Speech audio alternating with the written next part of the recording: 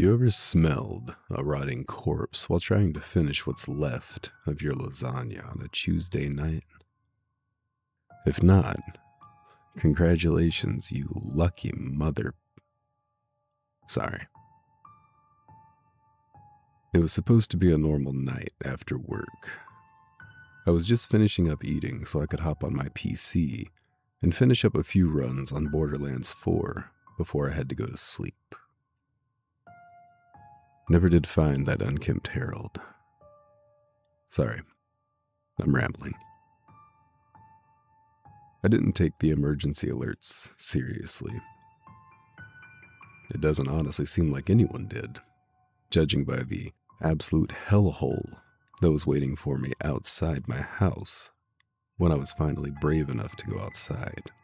The screaming and tearing sounds, as well as the slurping of wet flesh, deterred me for a while. But things eventually quieted down, and I decided enough time had passed. Blood was all over my windows as I approached the front door.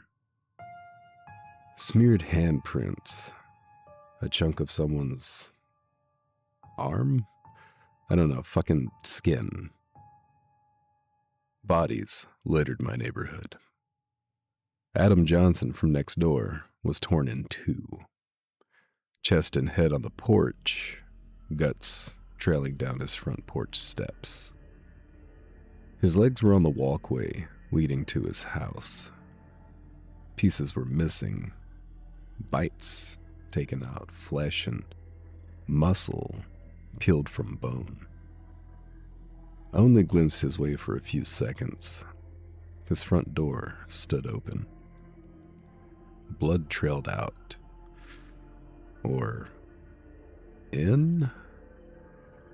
I wonder what became of his wife and kids. I didn't go looking. Just gonna get that out of the way now. Maybe that makes me a coward. Actually, no, it definitely makes me a coward. But if you saw what was left of Adam, you wouldn't have gone looking either. At least I don't think you would. Maybe you would have. Who knows? The smell was getting stronger. Not just around Adam's house, everywhere. I don't know if you've ever had a mouse die on your walls before. Happened to me once. Took 3 days to find the thing. Thought I was gonna have to move. This was worse. Way worse. Like that smell had somehow spread across the entire neighborhood. I remember pulling my shirt up over my nose. Didn't help. I still did it. People always do that in movies. Not sure why. If a smell can make it through the air, it's probably making it through a t-shirt. Sorry, rambling again. I looked up and down the street. Nothing moved, no cars, no people, no dogs. Actually, that's not true. There was a dog. Miss Porter's little white terrier. I don't remember its name. The thing hated me. Every time I checked my mail, it would lose its mind through the fence. Now it was just sitting in the middle of the road, staring, not at me, at something further down the street. I followed its gaze. Didn't see anything. The dog took off a few seconds later. Just ran. Full speed. I didn't see it again. The emergency alert was still sitting on my phone. The screen kept dimming every few seconds. I'd tap it, read the same thing, lock the phone, then immediately pull it back out and read it again. Like the message was gonna change. Remain indoors. No shit. A little late for that. The battery was down to 18%. I remembered that because I got annoyed. The world was apparently ending, and I was still worried about charging my phone. Human beings are weird. I finally stepped off my driveway. The sound my shoe made nearly gave me a heart attack. Just a wet squish. That's it, but everything was so quiet, it sounded loud. I stopped, waited. Nothing. Then I took another step, and another. I passed the Johnson house. Didn't look. Okay, that's a lie. I absolutely looked, just not for long. Long enough to confirm Adam was still there. Long enough to wish I hadn't looked. Then I kept moving. I don't know why I picked the end of the street. Maybe because it was something to do. Maybe because sitting in my house, waiting, didn't seem much better. Maybe because if I stayed there any longer, I'd start thinking. Really thinking. And I was trying very hard not to do that. The Miller house was next. Halloween decorations were still up. Plastic skeleton hanging from the tree. Fake tombstones, one of those inflatable pumpkins. The pumpkin had fallen over. The little fan inside it was still running. You could hear it buzzing. Bzzz, bzzz, bzzz. I stood there listening to it for a second. I don't know why, maybe because it was normal. The whole neighborhood looked like somebody had taken normal and beaten it to death. But little pieces were still hanging around.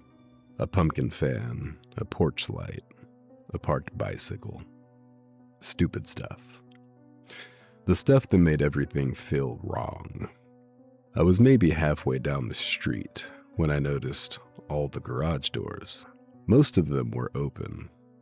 Not all of them, but just enough. I don't know why that bothered me, but it did.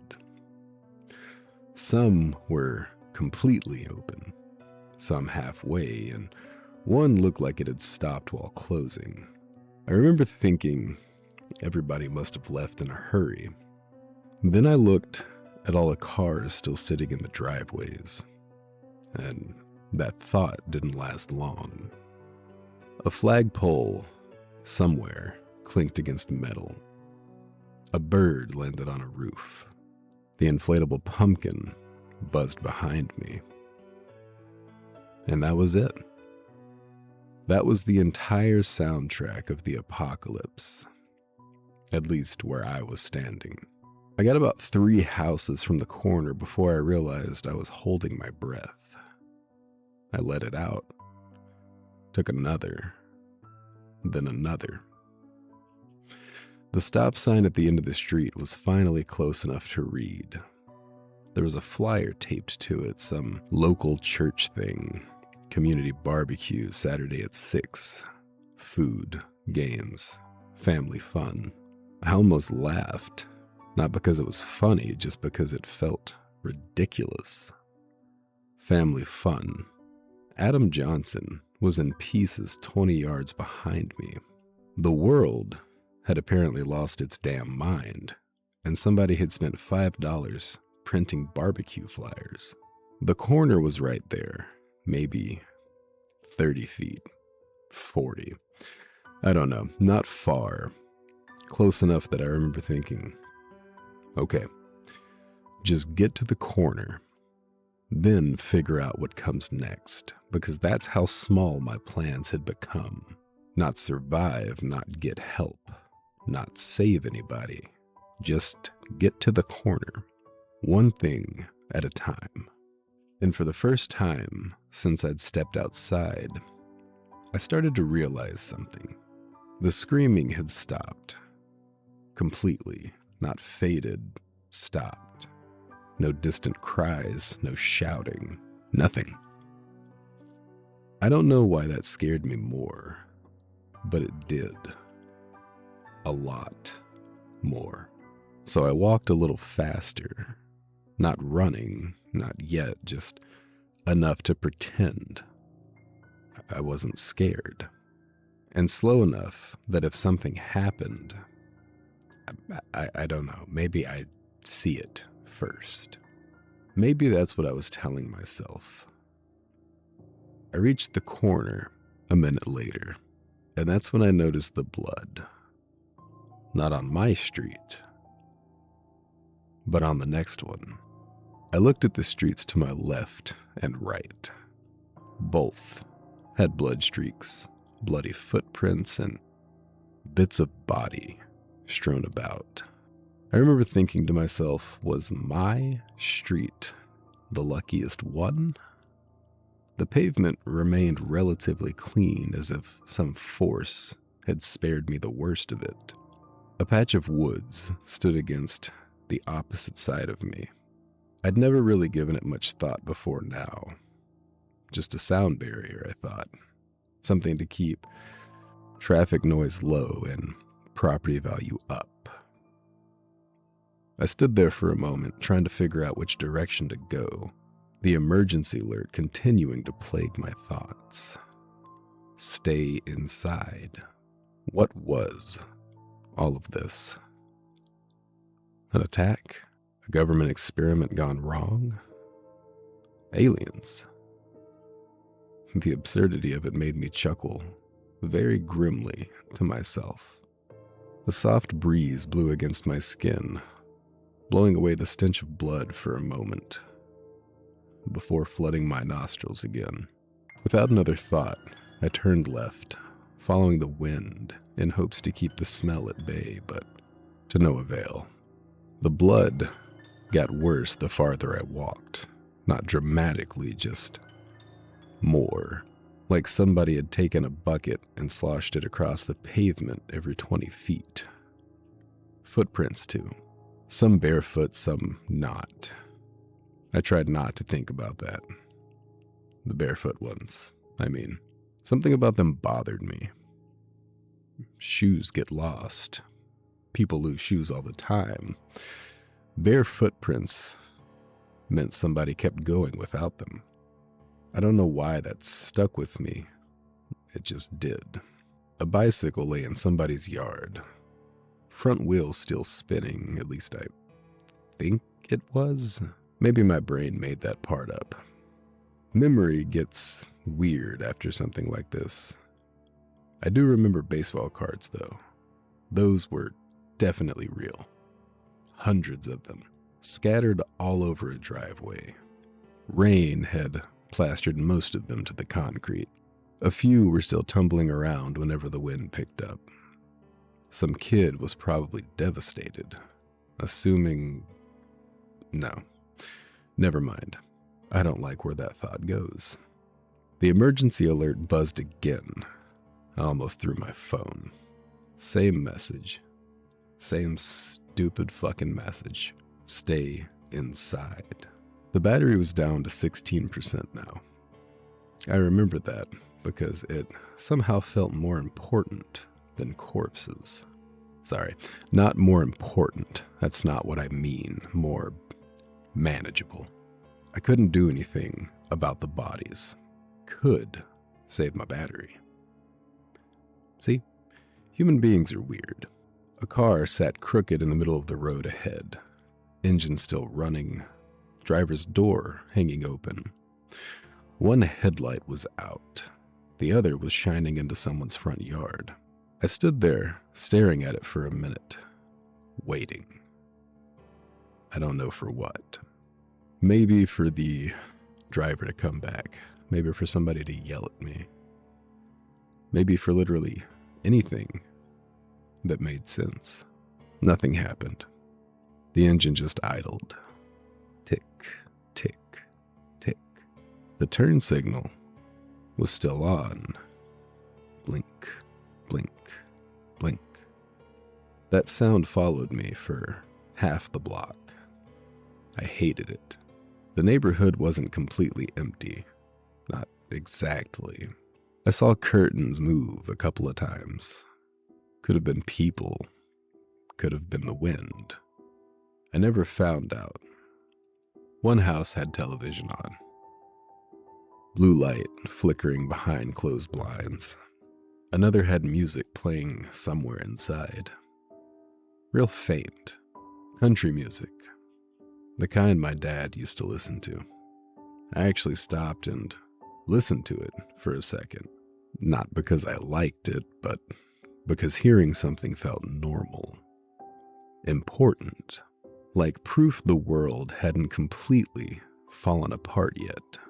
The song ended and nobody put anything back on. The silence afterward was somehow worse. I kept walking. The woods stayed on my right. Just trees, nothing special.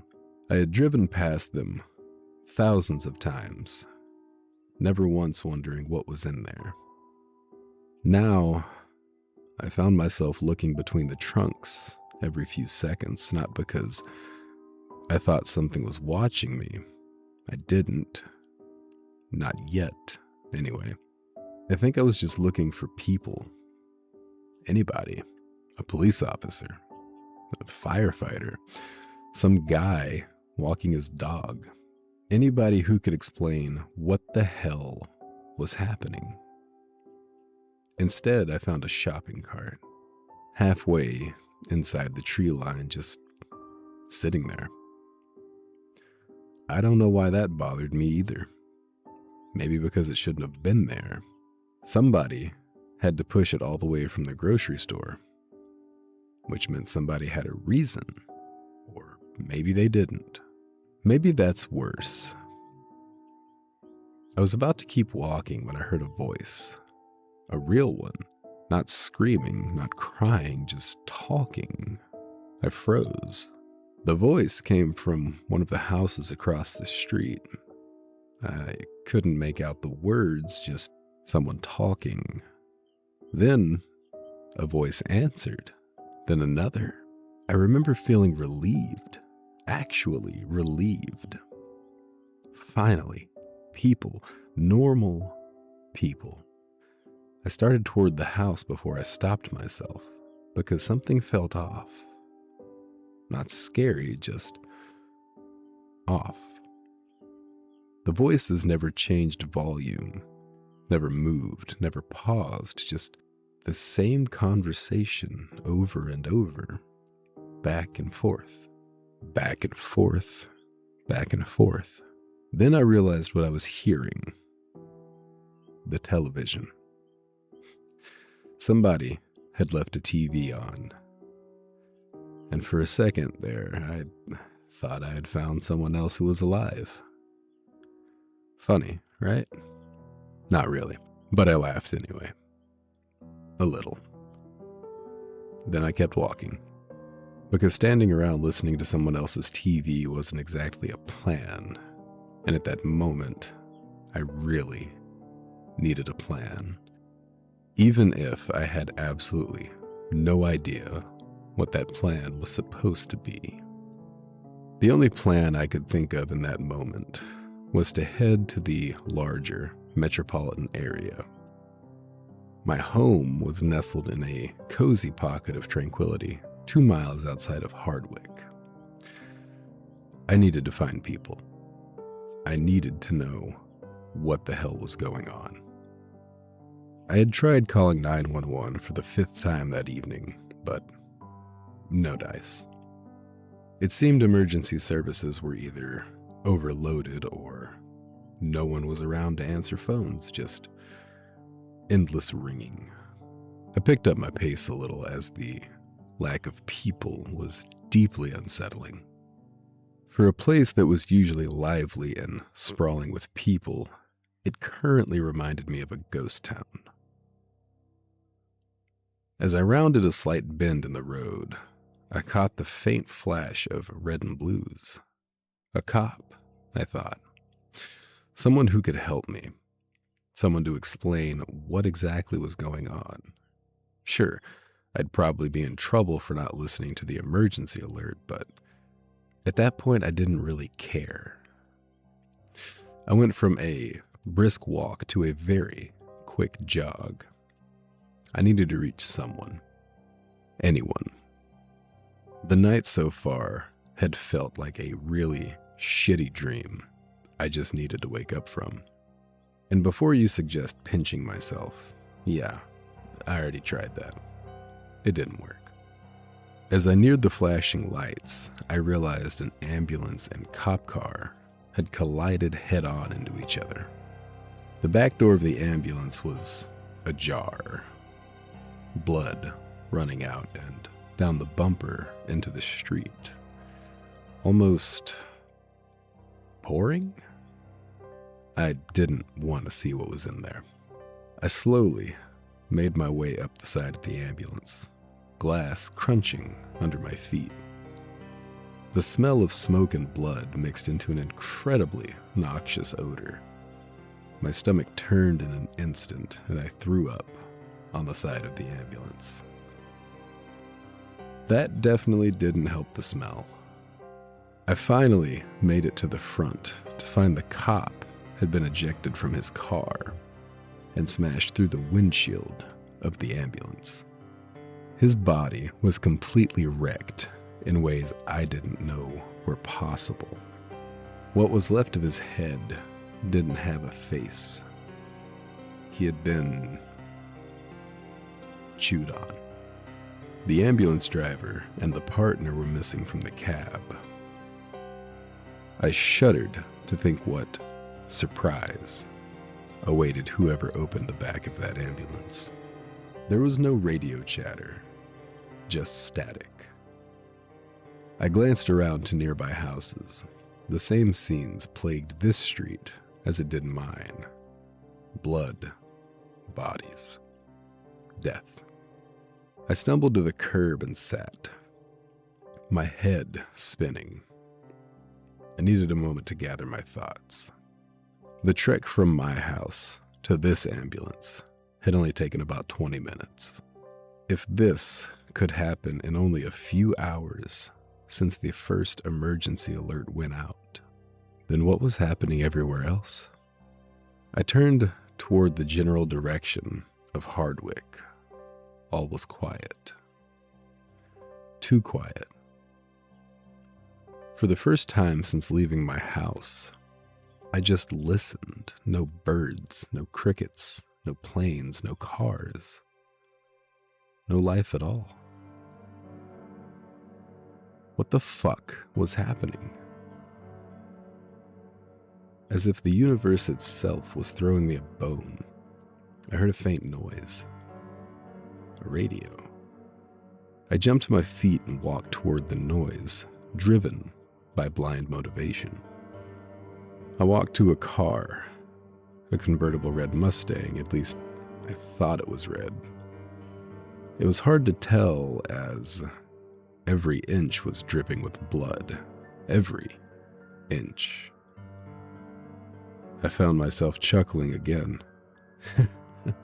Crowd eater. I bent down to listen as the radio cut in and out. A news report of some kind. My blood ran cold as one thing came through, crystal clear. When there's no more room in hell, the dead will walk the earth.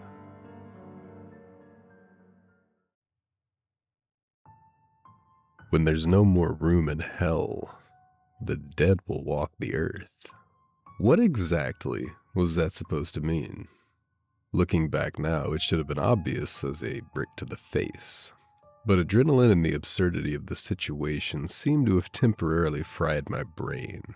Nothing made sense in that moment, but as I stand over the ruined city surrounded by tens of thousands of walking flesh eaters, it certainly makes sense now, but let's not get ahead of ourselves.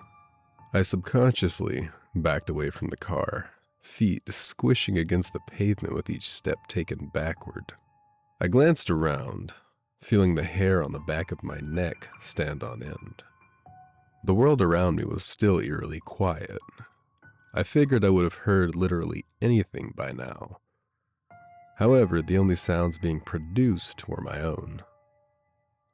I took a hard look up the street toward Hardwick and put one foot in front of the other. I thought naively, perhaps, that nowhere could be as bad as here. Boy, was I dead fucking wrong.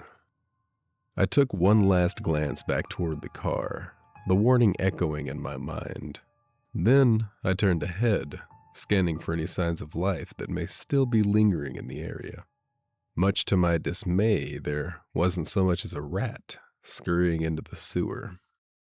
It was as if all life on Earth had vanished. Blood and body parts littered the ground, but there were no signs of what caused it.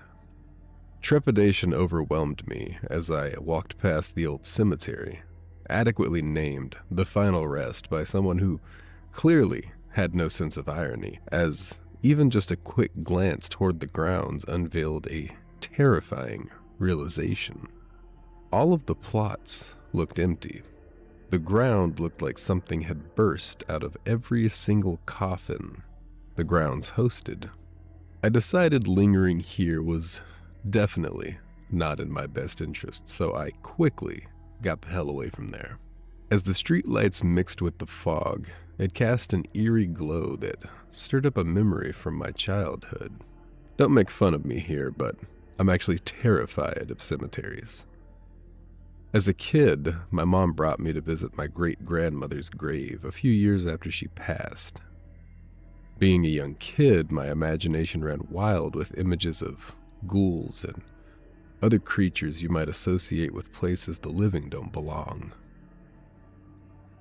I had dreams for weeks of my great-grandmother crawling from her grave, coming to our house and finding me shaking beneath the sheets.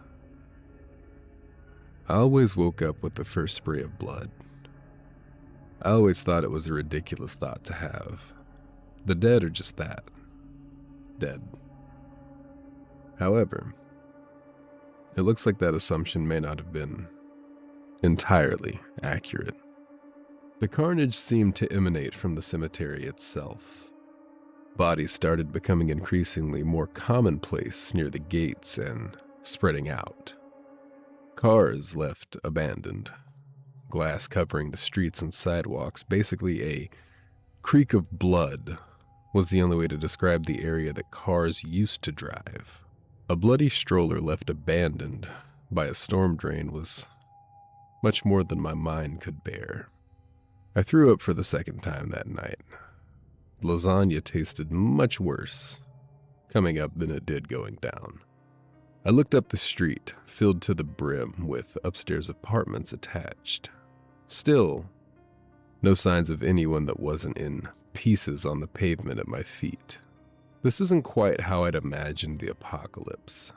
I'd believed what I'd seen in films: fires everywhere, buildings burnt to the ground, mass panic.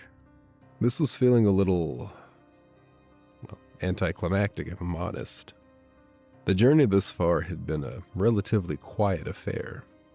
It's as I was lost in these thoughts that I suddenly felt a hand grab my ankle and I was sent sprawling to the sidewalk below. I immediately kicked at the hand, which released its grip. I turned back to see a guy, probably no older than 22 if I had to guess. Clean-shaven, stark blue eyes, and a face of utter shock. He reached a hand toward me and muttered, "Help me." I grabbed his hand and pulled without a second thought. God, do I wish I hadn't. He was pretty light, maybe 110 pounds, and that could have had something to do with the fact that his legs from mid-thigh down were missing from the rest of him. Now, when I say missing, I don't mean completely gone. As I dragged him 2 or 3 feet, I could see his bones, femur, patella, tibia, as well as all the bones on his feet. He had been chewed on, eaten, but whatever had been eating him left the bones but stripped the flesh and muscle away. I stared for a moment longer than I wished I had. I was in complete shock that he was still alive, much less conscious.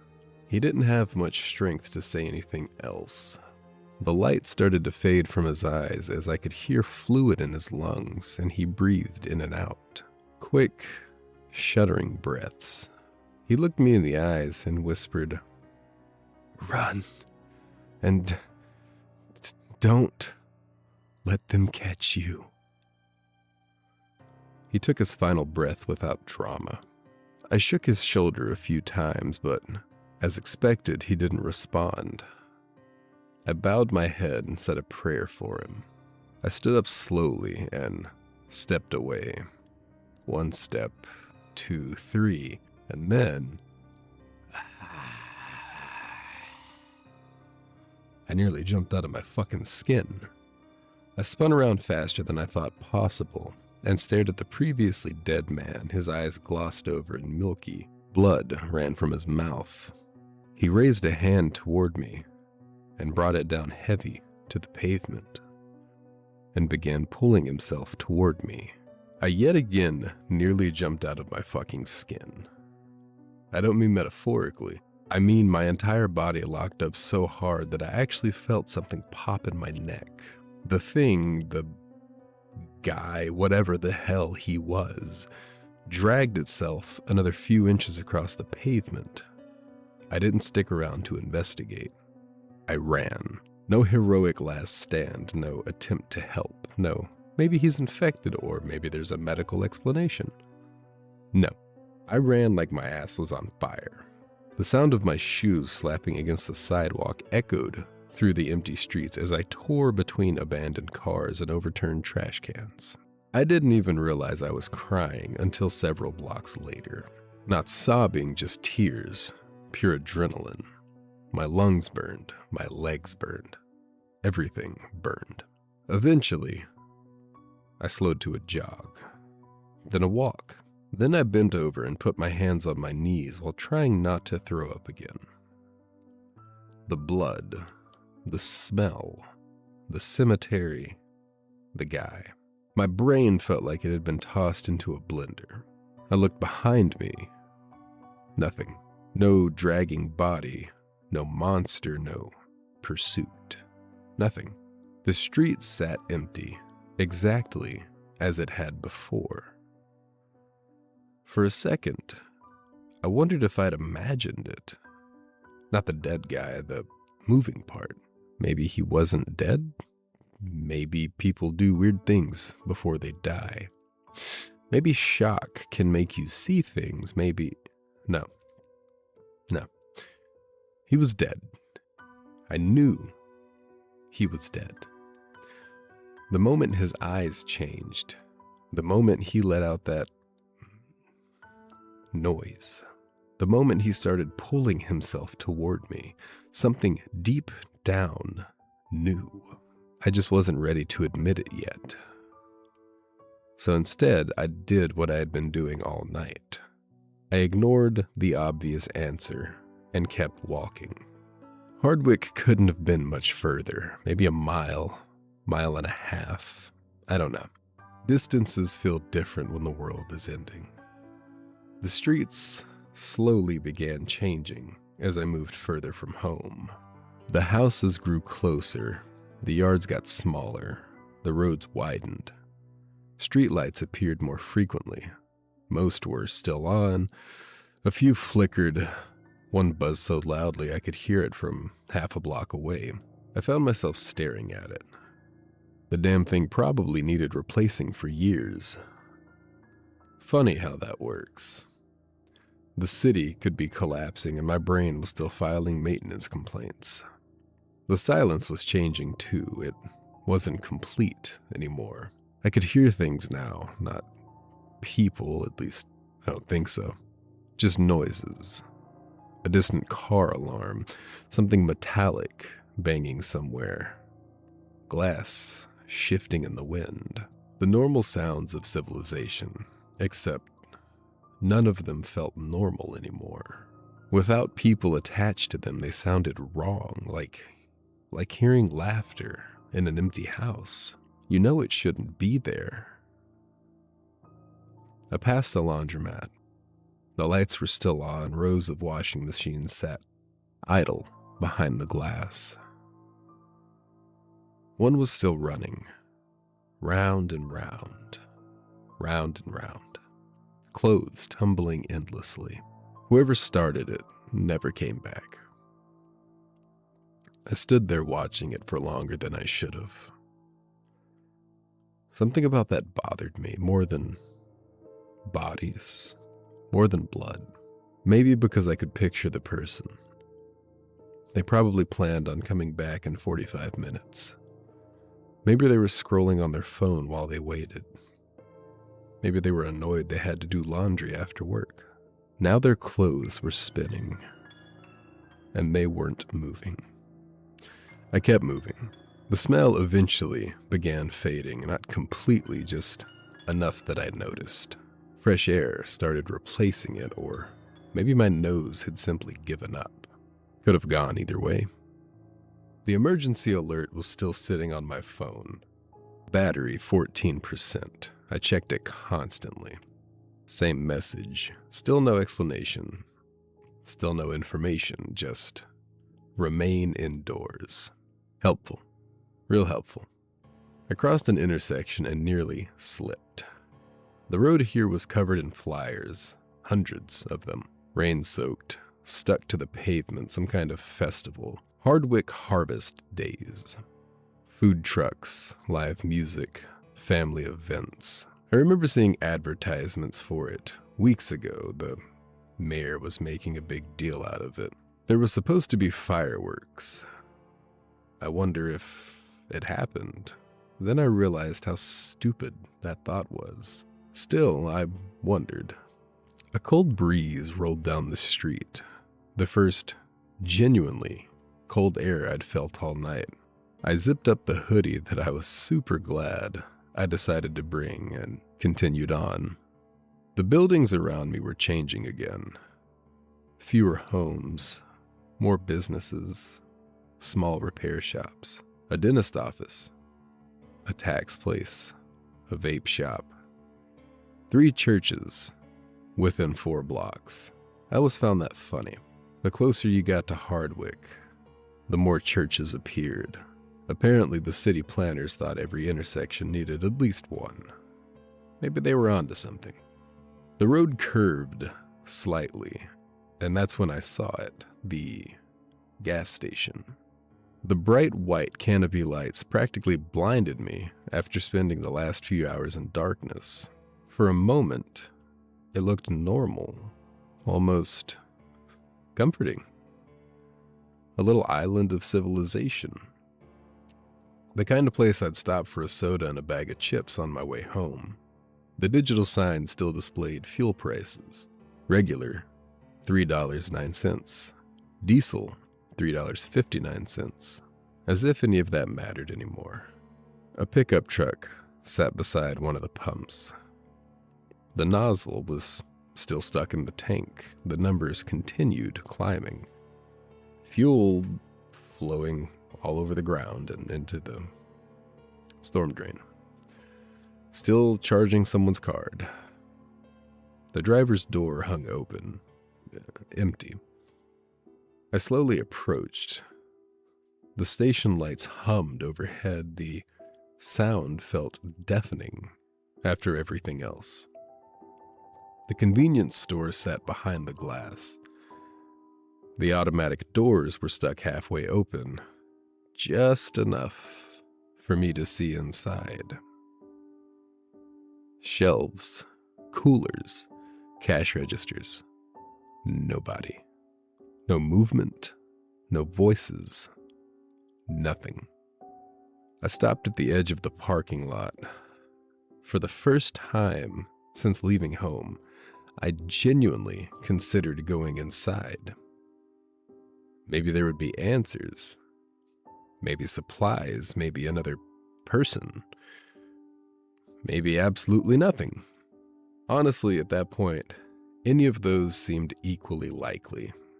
I stared through the glass for a long moment, then took a deep breath and stepped toward the entrance.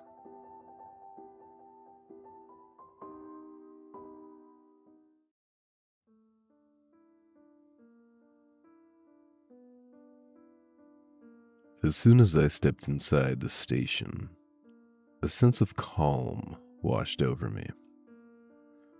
The store's emergency lighting was on.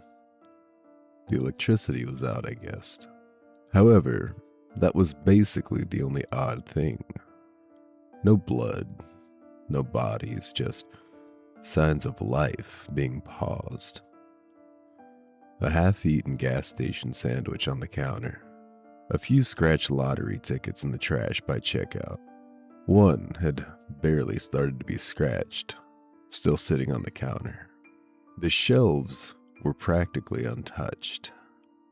They still seemed well stocked. The coolers also looked fairly well stocked still. I rushed to the water and pulled a core water from its place, immediately opened it, and chugged. I didn't realize how dehydrated I was until that very moment.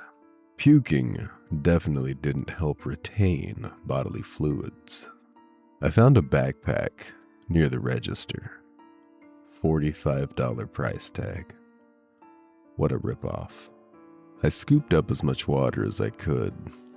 I plucked some Doritos and candy bars off the shelf, as well as a few protein bars. You know, survival food.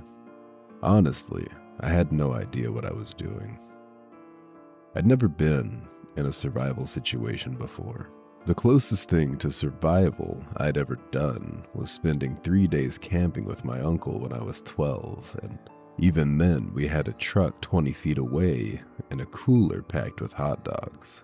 I found a flashlight behind the counter, one of those oversized yellow ones every gas station seems to sell. I clicked it on. It worked perfectly. Of course it did. The apocalypse starts and suddenly every piece of equipment works exactly as intended. I tossed it in the backpack. The backpack still annoyed me. $45 for a backpack. I know I already mentioned that. Still, it bothers me. I wandered around the store for another few minutes, not because I was looking for anything in particular, I just didn't want to leave. Outside was uncertainty. Outside was blood. Outside was whatever the hell I saw back at the cemetery. Inside was fluorescent emergency lighting and stale coffee. Given the choice, I was leaning heavily towards stale coffee. There was a hot dog sitting on one of those rotating grills near the counter. It looked awful. Like genuinely terrible. Dry, wrinkled, still spinning under the heat lamp that probably wasn't even on anymore. I found myself staring at it, not because I wanted it, but because someone almost certainly was going to buy that thing. Some guy probably stopping at the gas station after work and thinking to himself, you know what sounds good? Gas station hot dogs. Then, whatever happened, happened. The hot dog remained. I don't know, for some reason that made me sad. The coffee pots were still half full. A radio sat behind the register. I immediately walked over to it. Nothing, just static. I messed with the knob, the antenna. Still nothing. Well, not nothing. There was the occasional burst of voices, a word here, half a sentence there, and then static. One station sounded like a preacher. Another, like a news broadcast. One was just a guy yelling. Could have been important. Could have been somebody losing their mind. Hard to tell. I listened for a few minutes before giving up. The static was starting to get on my nerves. I checked my phone again. 13%. No signal. At some point, I was going to have to accept that repeatedly checking it wasn't helping. However, I was not at that point yet. I walked over to the front windows and looked outside. The gas station parking lot sat empty. The pickup truck remained where I'd found it, the nozzle still hanging from the fuel tank, the pump still running. The numbers had climbed quite a bit since I'd arrived. Somebody would be in for a rough surprise if society ever started working again. I chuckled, then immediately stopped, because the sound echoed through the store, and for a second I thought somebody else had laughed back. My heart nearly exploded. Turns out it was just me. The store was that quiet. I stood there listening. Nothing. No movement, no voices, no footsteps. Just the low hum of emergency lighting. The place felt frozen in time, like somebody had pressed pause. I found myself wondering how many people had been inside when everything started. The cashier, a couple customers, maybe somebody buying cigarettes, maybe an exhausted mom grabbing milk, maybe some teenager spending $20 on energy drinks and regret. Where did they all go? I wasn't sure I wanted the answer. The longer I stood there, the more comfortable the gas station felt. And that worried me, because it would have been very easy to stay. Lock the doors, eat the snacks, drink the water, pretend the world outside wasn't falling apart. The problem with that plan was simple. Eventually, I'd run out of food. Eventually, I'd run out of water. And eventually, I'd run out of excuses. Hardwick was still out there. Answers were still out there. Hopefully. Maybe. I don't know. But sitting in a gas station forever didn't seem like much of a future. So I tightened the straps on my newly acquired $45 backpack and headed toward the door. I paused before stepping outside, not because I heard something, not because I saw something, just because I realized that I was leaving the only place that had felt even remotely normal. Then I pushed through the half-open doors and stepped back into the night. The cool air hit me immediately. I hadn't realized how warm the gas station had been until I stepped outside. The parking lot was exactly how I'd left it. The pickup truck still sat by the pump. The gas continued flowing. The numbers on the pump kept climbing. At this point, I was beginning to think the gas station was the most functional thing left in town. That thought made me laugh, a short, dry laugh, the kind that isn't funny. I started walking again. Hardwick, somewhere ahead. That was the plan anyway, keep moving, keep looking for people, keep pretending I had any idea what the hell I was doing. The businesses became more frequent as I walked. Auto shops, fast food places, small office buildings, a furniture store that somehow managed to stay in business despite the fact that I had never seen a customer there. Actually, scratch that. Maybe they didn't stay in business. Maybe that's why I never saw anyone there. The roads were wider now. More lanes. The entire place felt abandoned, not destroyed, just abandoned, like somebody left in the middle of whatever they were doing. I passed a diner. The sign still glowed, open 24 hours. The parking lot was empty, and one of the front windows had been shattered. I considered going inside, then decided against it. Mostly because I was tired of investigating things. Every time I went looking for answers, I seemed to find new questions. Or dead people.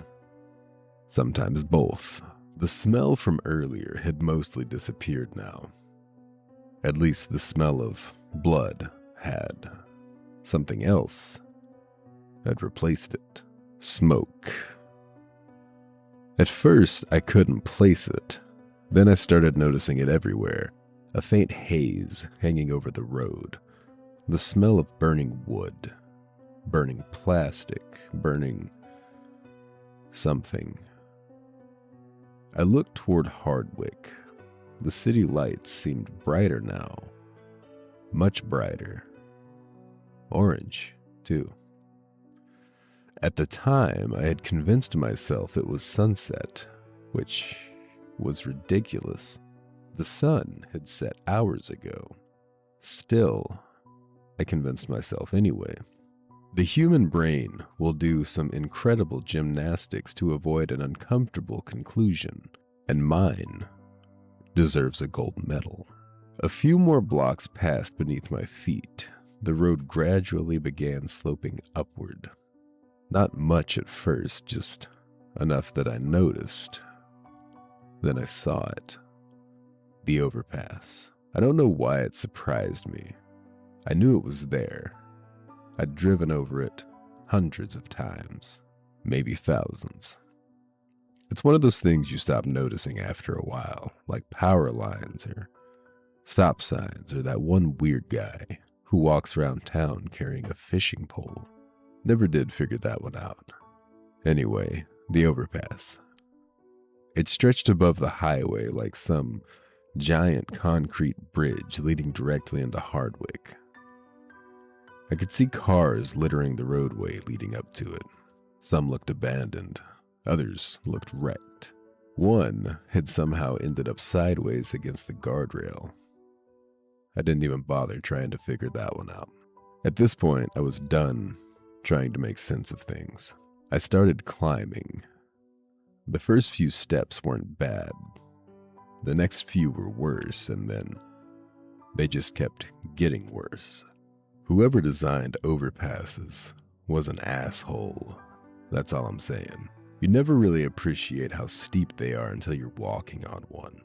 Especially after spending hours wandering around while surviving exclusively on panic and gas station snacks.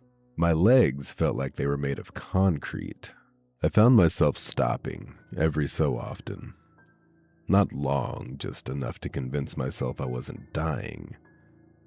Then I'd keep going. The higher I climbed, the farther I could see. The smoke became more obvious. Massive dark plumes stretched into the sky.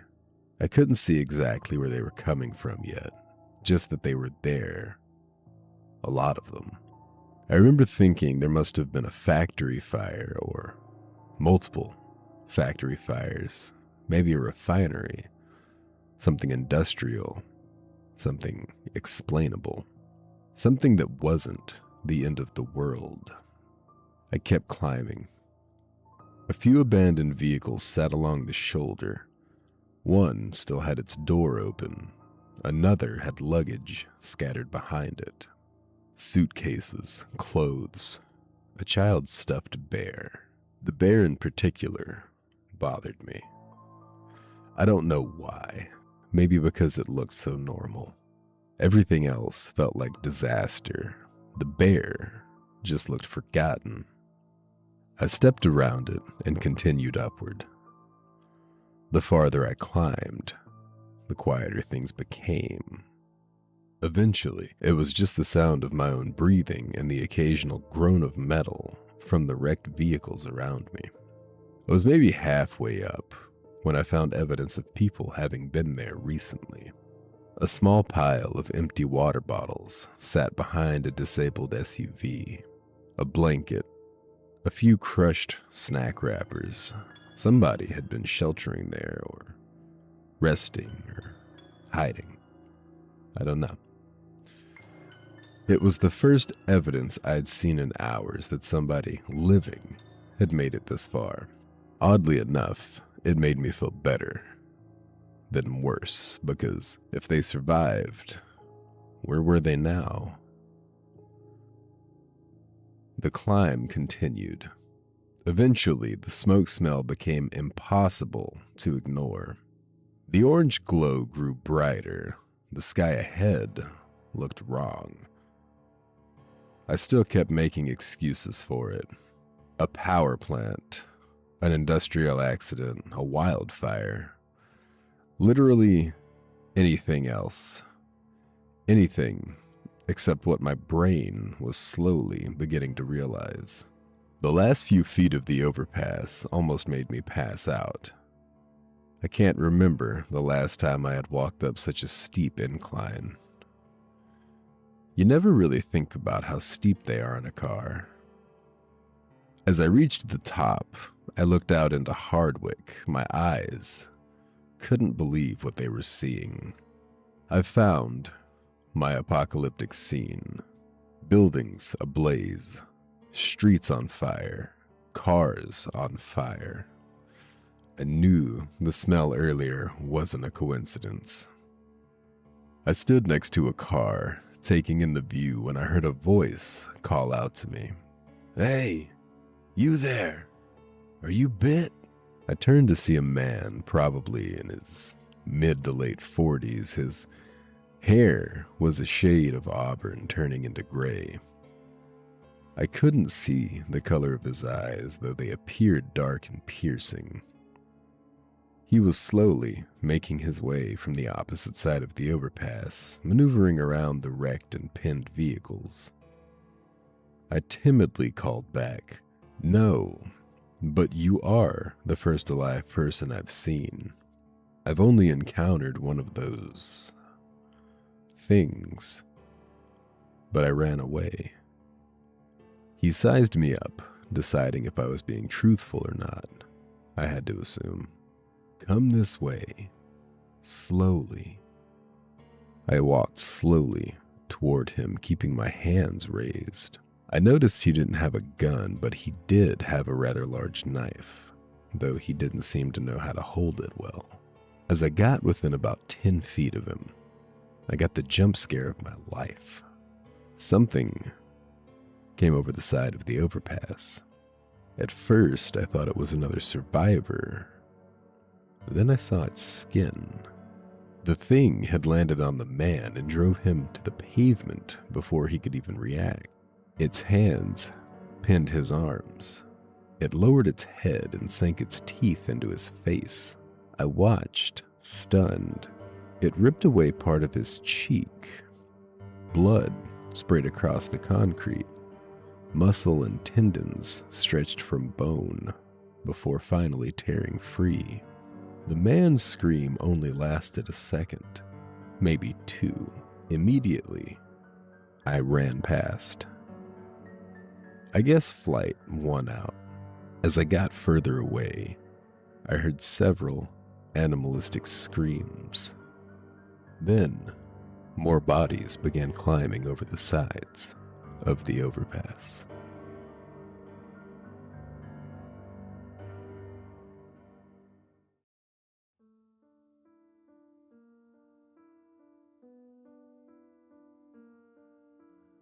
And for the second time that night, I didn't try to play hero. I didn't look back to see if he may be okay. I didn't do anything I always thought I'd do if I was faced with this kind of situation. All the daydreams I'd ever had about playing hero, winning the adoration of women nearby. Yeah, that shit went down the drain the second I watched a guy get his face torn off. I was busy running for my life. And then I heard a new group of feet running with me. "Oh, fuck!" I yelled as I realized I was being chased down like an animal. I turned to see not rotting corpses, but fresh bodies tearing after me.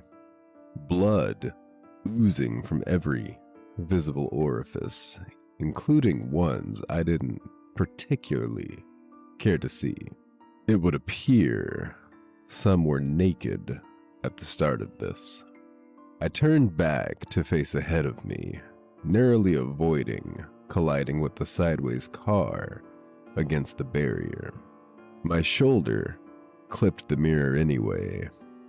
The thing exploded off the vehicle and disappeared into the darkness behind me. I didn't stop to see where it landed. Honestly, I was starting to notice a pattern. The overpass stretched out ahead of me, littered with abandoned vehicles. As I mentioned, some had crashed into each other, and some looked like their owners had simply stopped driving and gotten out. One minivan sat with both sliding doors open. The inside looked dark. I wasn't about to check. The footsteps behind me kept getting closer. Not one, several. I risked a glance over my shoulder. Big mistake. One of them was about 20 feet back, close enough that I could see its face, or what was left of it. Blood ran from its mouth. Its eyes looked wrong, not white, not glowing, just vacant. Like nobody was home anymore. The thing stumbled over a chunk of concrete and nearly fell. For a brief, beautiful moment, I thought maybe that would slow them down. Then, two more ran around it. So much for that idea. I turned back around and kept running. My lungs felt like they were lined with sandpaper. Every breath hurt. My legs were screaming at me. I spent most of my adult life sitting behind a desk. Cardio wasn't exactly my thing. I made a mental note to survive this and start jogging, assuming there was still a world left to jog in. The overpass finally started sloping downward. I practically threw myself down the incline. Somewhere behind me, I heard metal crash, then a scream.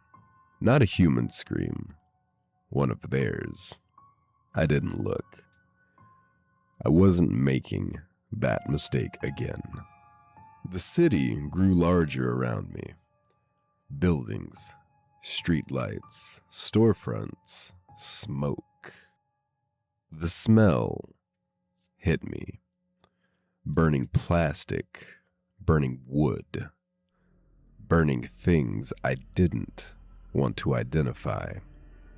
Hardwick looked even worse from down here. Fires weren't scattered, they were everywhere. The sky glowed orange in every direction. I reached the bottom of the overpass and nearly got flattened by my own stupidity. A wrecked sedan blocked most of the road. I saw it at the last second and barely managed to vault over the hood. Something in my backpack shifted and smacked me in the spine. Probably the water. My $45 backpack was earning its keep. The footsteps were still there. Closer now. Much closer. I spotted a narrow alley between two brick buildings and changed direction immediately. No thought, no planning, just instinct. The alley was dark. The emergency lighting from nearby buildings reached inside, but barely. Trash bags lined the walls. Broken pallets. A shopping cart missing two wheels. The smell was unbelievable.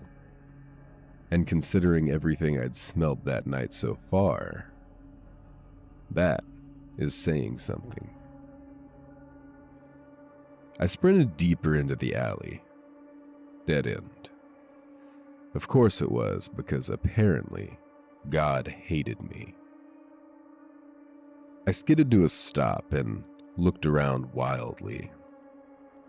The footsteps were entering the alley. I could hear them slapping against the pavement, getting louder, getting closer. Then I saw it. A dumpster. Not a magical solution, not a secret escape route. Just a dumpster. The lid stood slightly open. I don't know if you've ever climbed into a dumpster before. I hadn't. Never really made my bucket list. I grabbed the edge and hauled myself up. The smell nearly knocked me unconscious. Rotting food, spoiled milk, something that might have been fish. I landed inside and immediately regretted every life decision that had brought me to that moment. Then I pulled the lid shut. Darkness. Complete darkness. I held my breath. The footsteps entered the alley seconds later. One pair, then another, then several more. I could hear them moving around outside, sniffing, growling, making these awful, wet noises. At one point, something slammed into the side of the dumpster hard enough to make the entire thing shake. I nearly screamed. Instead, I bit down on my sleeve. Not because I was smart, because panic makes you do weird things. The things lingered outside for what felt like forever. Maybe it was 5 minutes. Maybe it was 30 seconds. I honestly couldn't tell anymore. Eventually, the noises started moving away. One by one, the footsteps faded. The growling disappeared. The alley became quiet again. I stayed exactly where I was, curled up between garbage bags and spoiled food, sweating, shaking, trying not to breathe too loudly. For the second time that night, I found myself hiding from the end of the world. Only this time, I wasn't sitting safely inside my house, and I wasn't in a well-stocked gas station. I was hiding in a dumpster behind some random building in Hardwick. And the worst part? I was starting to think this might actually be one of my better ideas. I slowly lifted the lid of the dumpster. Painfully slow. I pulled myself out of the dumpster, pulling the backpack out after me. It fell off during the mad scramble. Of course, I couldn't stay in the dumpster for all eternity. That's not survival by any stretch. I looked back down the alley, out toward the street. Nothing moving, but I could hear the animalistic screams all around me, like some sort of horror game. The city felt different now. Back home, everything had been quiet, almost too quiet. Hardwick wasn't quiet. Hardwick was alive. Or maybe that wasn't the right word anymore. The screams came from every direction, some close, some far away.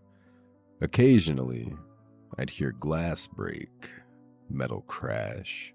Once, I heard what sounded like a gunshot, then another, and then nothing. The silence afterward somehow felt worse.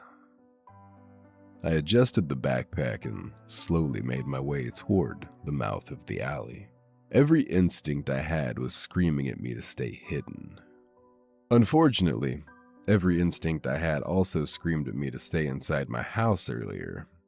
Those instincts weren't exactly batting 1,000. The street beyond looked like a war zone. Burned out vehicles sat at odd angles. Storefronts had been shattered.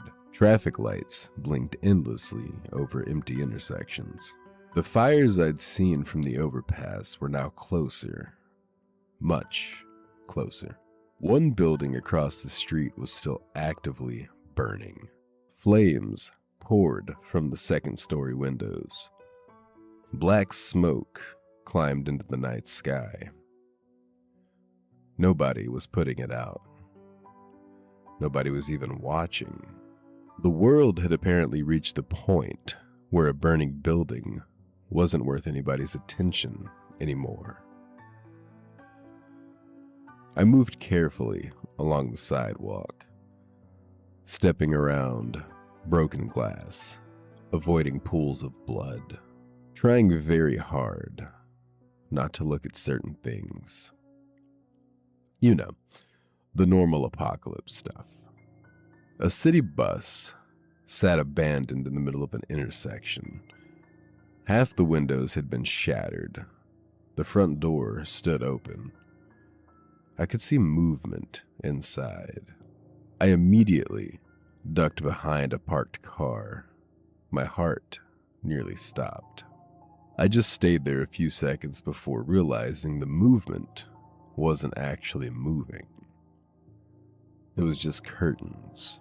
Somebody had curtains hanging inside bus windows. I had no idea why. The important thing is I nearly died of a heart attack because of public transportation. As I continued down the street, the destruction grew worse. Bodies became more common. Most looked like they had been running. Some had collapsed beside cars, others lay in crosswalks. One poor bastard looked like he made it all the way to a convenience store before dying right outside the entrance. I tried not to think about what happened to them. I really did. But it became harder the deeper I got into the city. The worst part wasn't the bodies. It was the evidence of people. A purse abandoned on a sidewalk. A grocery cart full of blood. A little kid's blanket at a bus stop. Somebody's entire life interrupted in the span of a few minutes. I found myself wondering where everybody went, then immediately regretted that decision because I was starting to learn the answer. A scream erupted nearby. Close. Very close. The sound wasn't human. Not anymore. It echoed between buildings before abruptly stopping. I waited. Nothing followed. Eventually, I started moving again. This time, faster. An apartment building caught my attention because it looked normal. Not untouched, just normal. 4 stories, red brick, several windows still intact. No fire, no obvious signs of violence. Compared to everything else, it practically looked welcoming. I was halfway across the street when movement caught my eye. One of them, standing near a wrecked SUV. It wasn't looking at me. The thing stood perfectly still, its head tilted slightly to one side.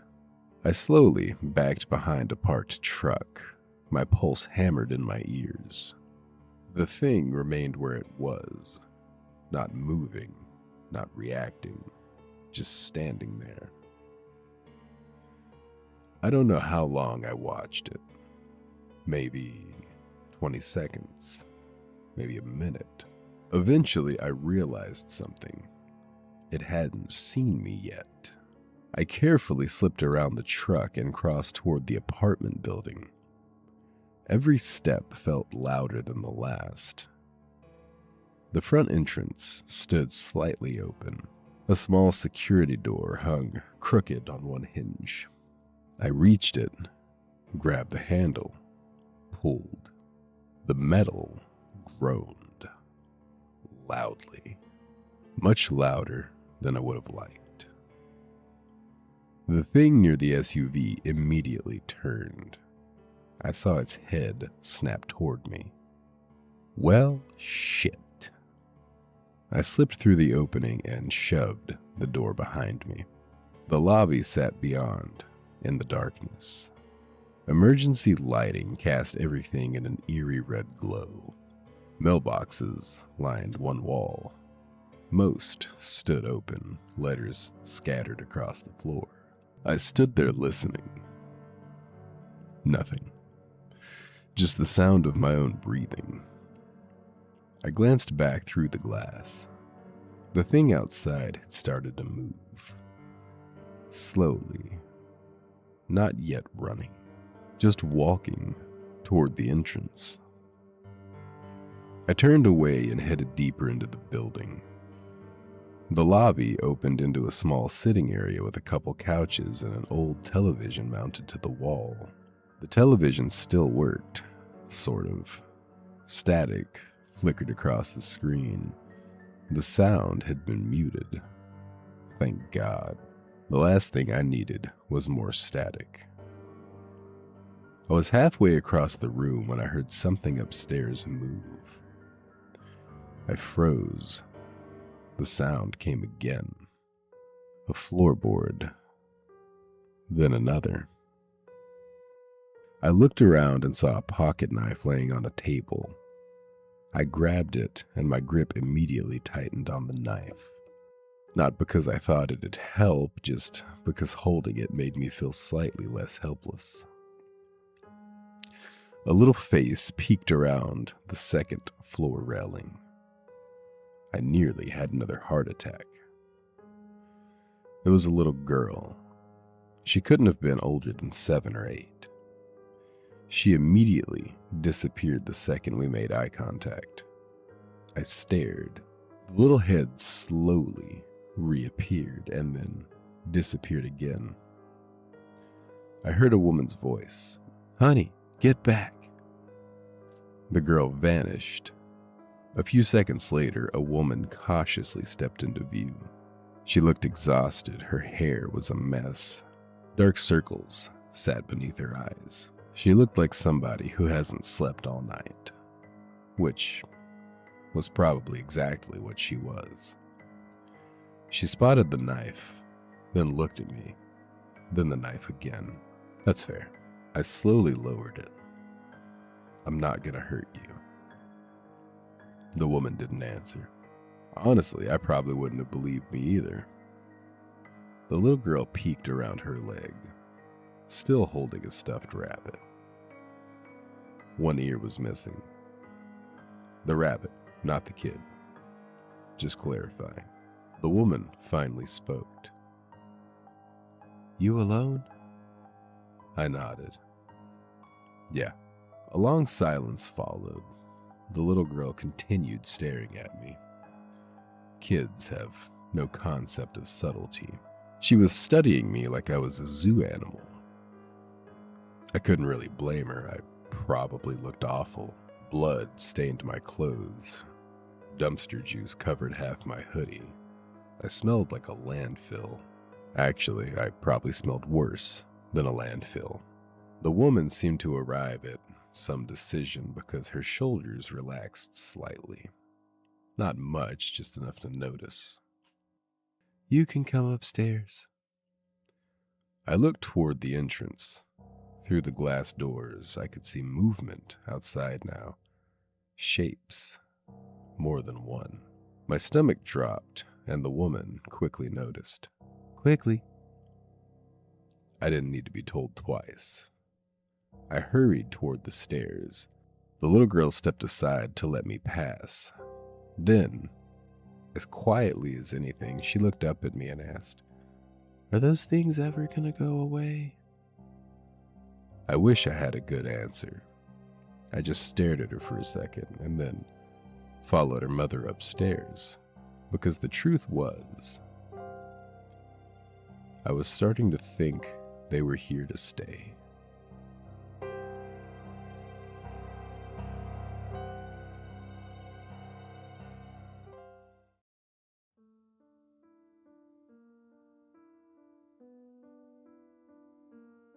The door opened into a dimly lit apartment.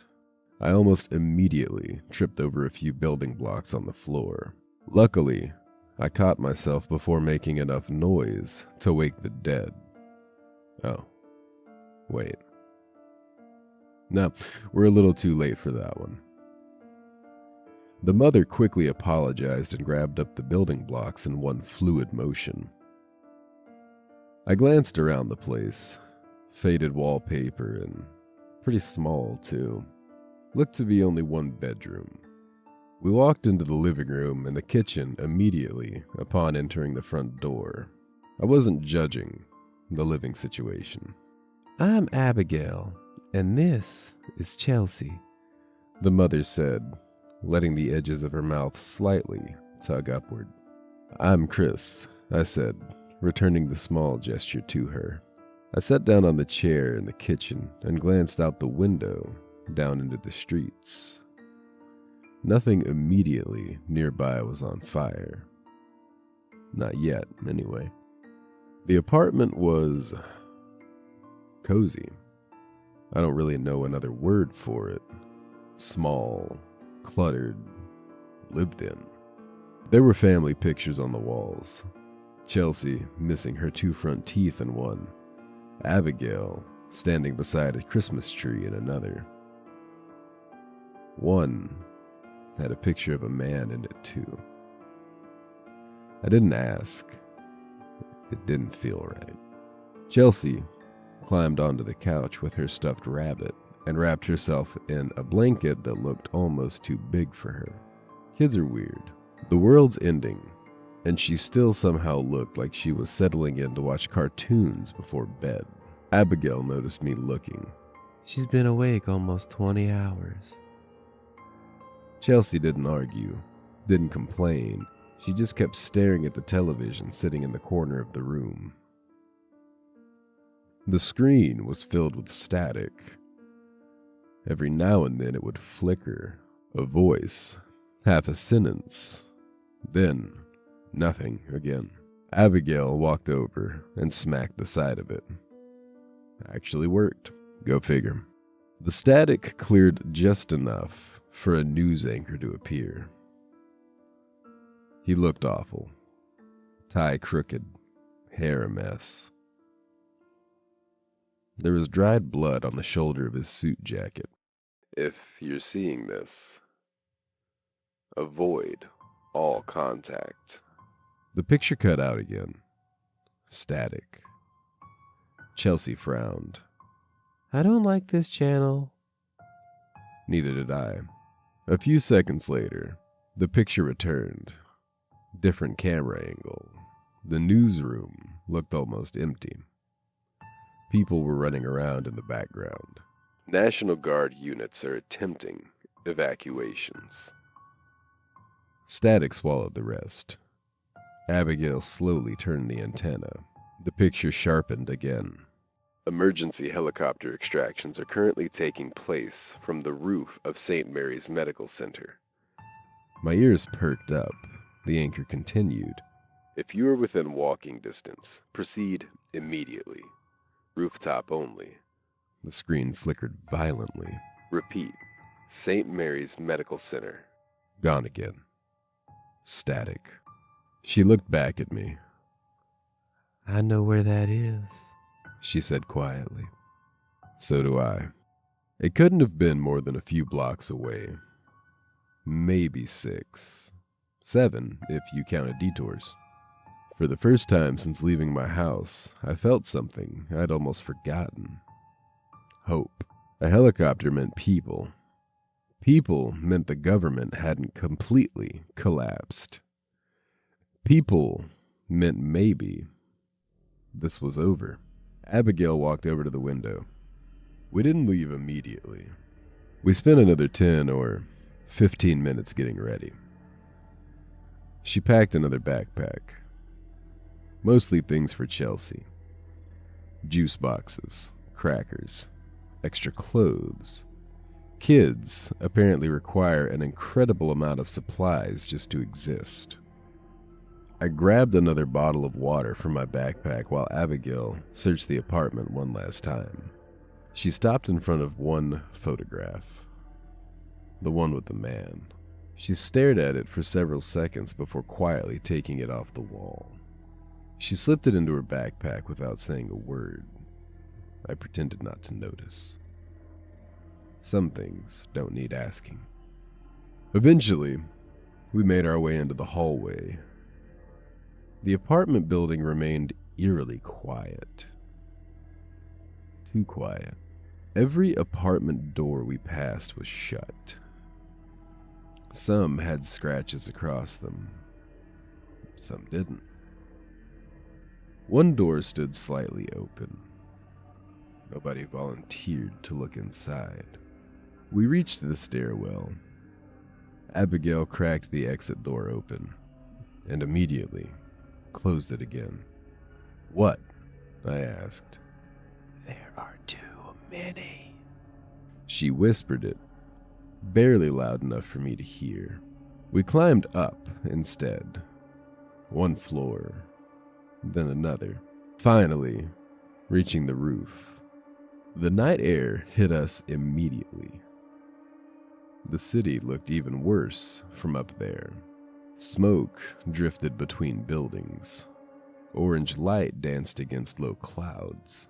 Somewhere off in the distance, I could hear what sounded like helicopter blades. Faint. Very faint. "I hear it," Chelsea whispered. "So do I." The neighboring building sat only a few feet away. Maybe 5, 6. Its roof was slightly lower than the one we were in. Close enough that somebody in decent shape could probably jump to it. I looked over the edge. I didn't love the idea, but didn't see a better one either. The alley below disappeared into the darkness. A fall probably wouldn't kill you. Probably. Again, I didn't love those odds. Abigail crouched beside Chelsea. "When I tell you to jump, you jump to Chris, okay?" Chelsea looked over the gap, then back to her mom. She nodded. Braver than I would have been at that age, honestly. Braver than I was right then. I climbed onto the ledge first. My legs shook, not because of the height, mostly because I had run several miles that night. I held out my arms. "I've got you." Chelsea took one hesitant step, then another. Abigail gave her a gentle push, and she jumped. I caught her against my chest and nearly lost my balance doing it. She wasn't heavy. I was just exhausted. I set her down safely beside me. "See?" Abigail smiled. "Told you." She stepped onto the ledge next. That's when it happened. One of the glasses sitting near the roof access door, probably left behind by whoever had been up there before us, caught her backpack. It toppled over, hit the concrete, and shattered. The sound rang across the rooftops. Nobody moved. Nobody breathed. Chelsea looked at me. I looked at Abigail. Then we heard it. Those screams. Closer than before. Much closer. Roof access doors from nearby buildings began slamming open. Not one, several. Shapes spilled onto rooftops around us, moving with frightening speed. Chris! Abigail yelled. She jumped. Her foot caught the edge of the roof. For one horrible second, I thought she'd made it.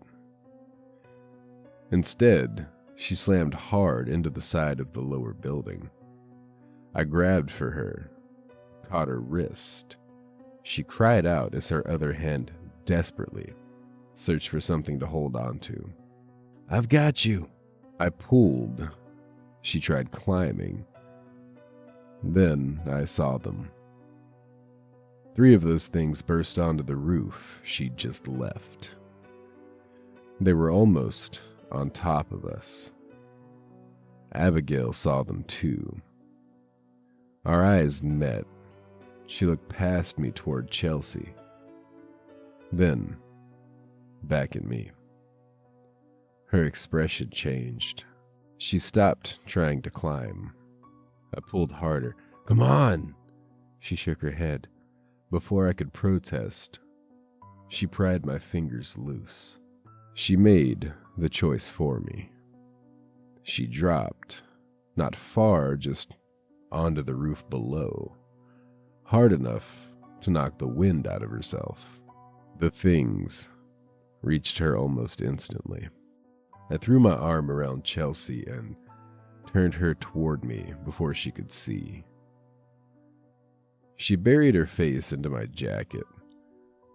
I held her there. She started crying.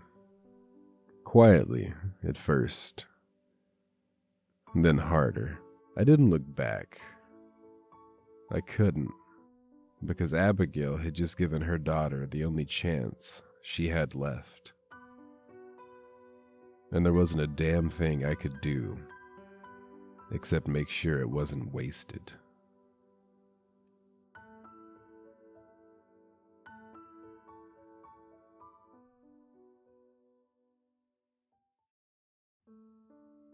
Chelsea didn't stop crying. Not really.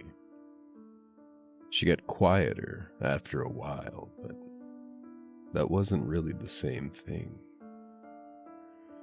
The screaming, the sobs turned into little broken noises she tried to swallow before they escaped.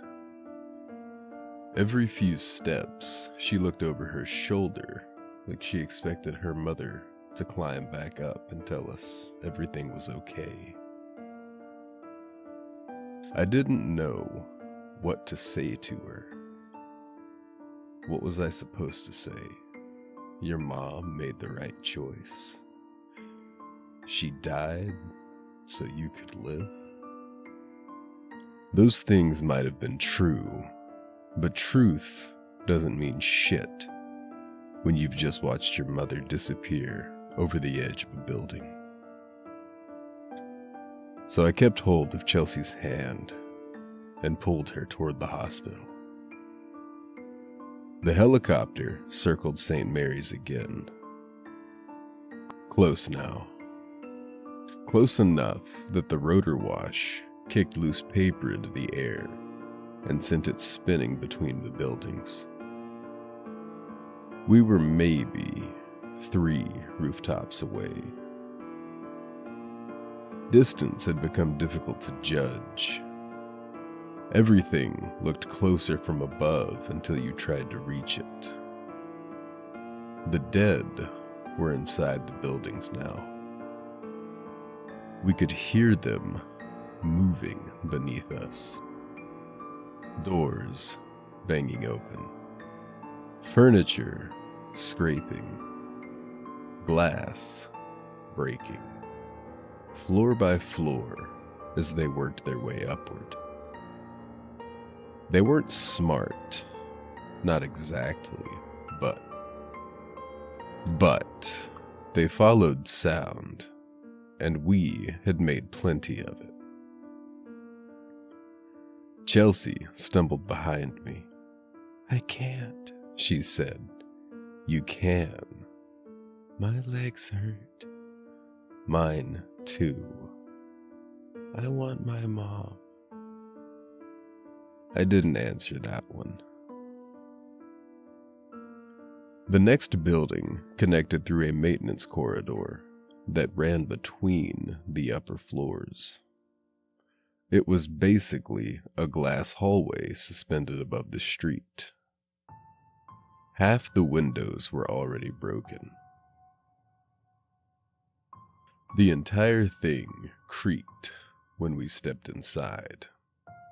I kept Chelsea close to the inner wall and tried not to look down. Below us, the street moved. That is the only way I can describe it. The dead were packed so tightly between the cars that they didn't look like separate bodies anymore. They looked like one enormous thing rolling through the city. Heads, arms, open mouths, a current of ruined people. Something hit the hallway door behind us. A pale hand slapped against the small window. Chelsea saw it and screamed, "Run." We made it across just as the door burst inward. The first one came through too fast and went straight out the side of the broken corridor. It didn't even try to stop itself. It fell into the street below and vanished into the crowd. The others kept coming. I shoved Chelsea through the door at the opposite end and slammed it shut behind us. There was no lock, so I grabbed a metal cart from beside the wall and wedged it beneath the handle. The door shook. The cart rolled an inch. Then another. "Go," I said. Chelsea stood there staring at me. "Go!" She ran and I followed her into the dark hallway. No emergency lights, no windows, just a narrow strip of moonlight coming through an open doorway at the far end. The hospital roof access was supposed to be somewhere above us. I could hear the helicopter. The sound vibrated through the ceiling. We were close. So fucking close. Chelsea reached the stairwell door first. Locked. Of course it was.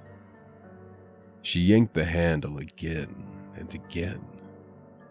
Behind us, metal screeched across the floor. The cart had moved. I looked around for another exit. There was a door to my left, partly open. Dark inside. I pushed through, feeling along the wall for anything useful. A chair, a desk, a cabinet. My hand closed around something long and metal. An IV pole.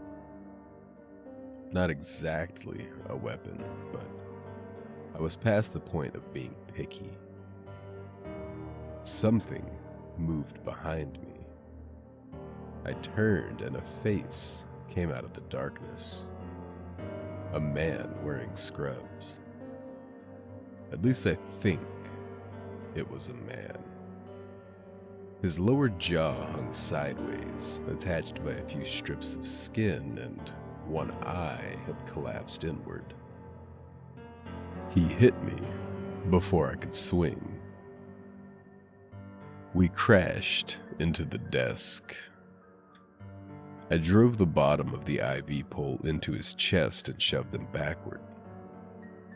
He came again. I swung. The metal hook caught him across the face and sent him into the wall. He slid down behind the desk. I didn't wait to see whether he got back up. I grabbed a fire extinguisher from the hallway and slammed it into the stairwell handle until it broke. Chelsea pulled the door open and we climbed. 1 flight, 2. The roof door was at the top. Sunlight came through the small window. No, not sunlight. The city burning. Orange light covered everything. I pushed the door open and the helicopter was right there. It sat near the center of the roof with its side door open. People were already packed inside, and a medic stood near the opening, waving us forward. "Hurry!" Chelsea ran toward them. I followed, holding the broken IV pole, because apparently some part of my brain thought it still might be useful. The helicopter blades threw dust and loose gravel into our faces. The medic reached down and pulled Chelsea inside. I grabbed the frame and started to climb in after, but he put one hand against my chest. "Stop." I stared at him. "What?" "We're full." I looked inside. Every seat was taken. People sat on the floor. One man had a child across his lap and another wedged between his legs. A woman was pressed near the rear with blood soaking through a bandage on her head. Chelsea reached toward me. "No, he's coming." The medic looked past me. 30 minutes, he repeated. "Stay on the roof. Keep the door blocked." Chelsea tried to climb back out. I stepped away before she could. "No." Her face twisted. "You're coming." "I'll be on the next one." "You promised." "I know." "You promised my mom." That one landed harder than it should have. I stepped closer and took her hand. "I promised I'd get you out." Her fingers squeezed mine. "You're not lying?" I smiled, or tried to. I'm terrible at lying. That wasn't true, but she needed something. The medic pulled her back as the pilot increased power. Chelsea kept staring at me through the open door. I raised my hand. She raised hers. Then the helicopter lifted away from the roof. The wind hit me so hard I had to turn my face. By the time I looked up again, it was already moving across the city.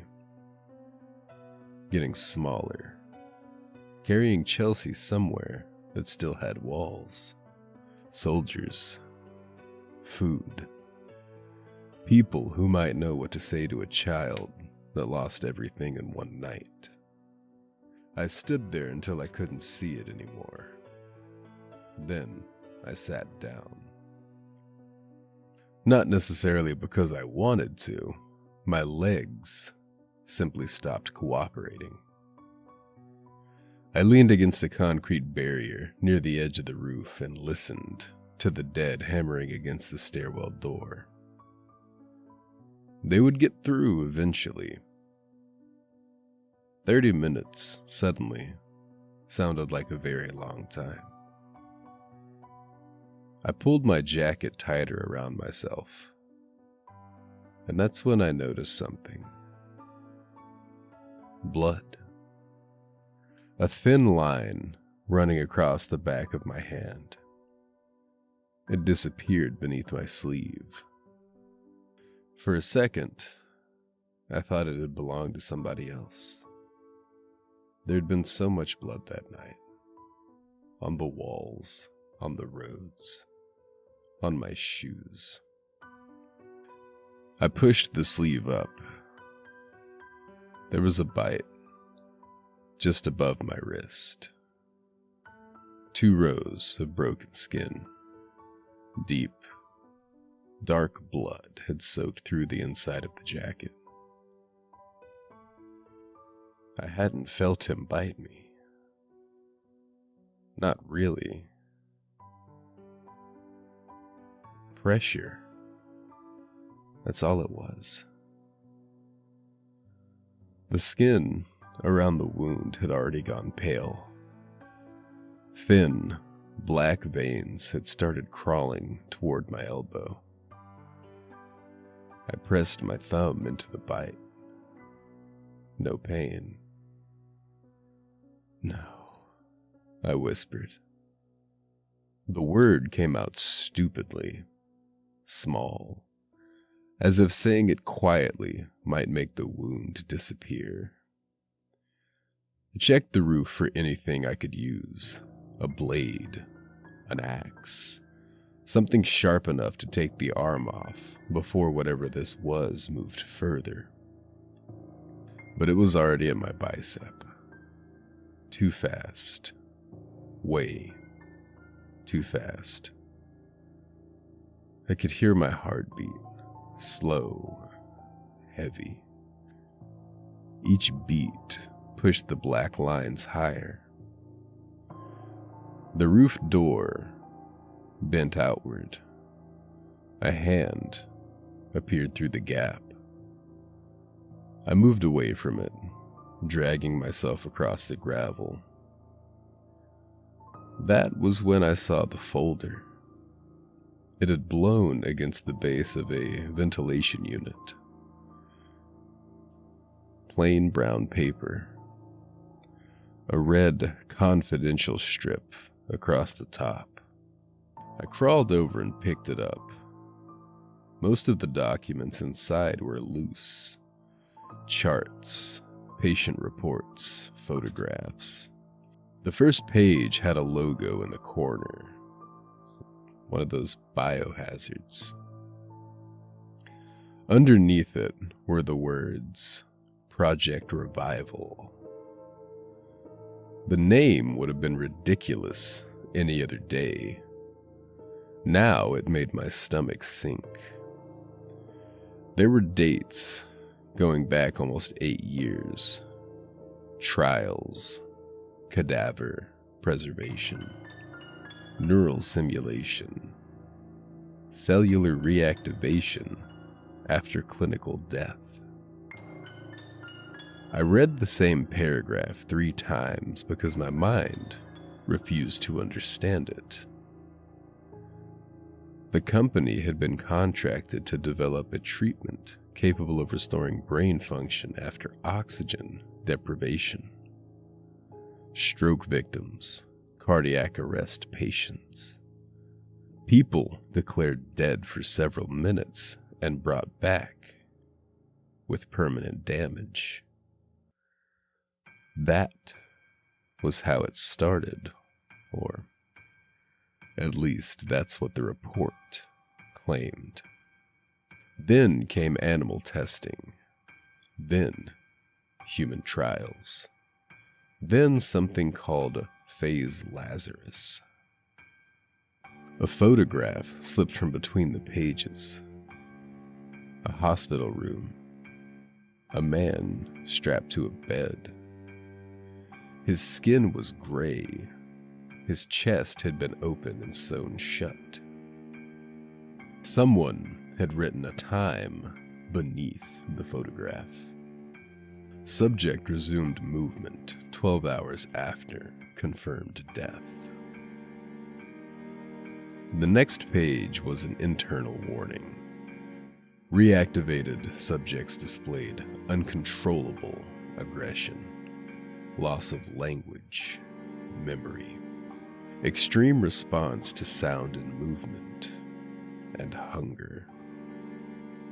That word had been underlined 3 times. Another page listed transport locations, hospitals, morgues, research facilities. St. Mary's Medical Center was at the top. This roof This building.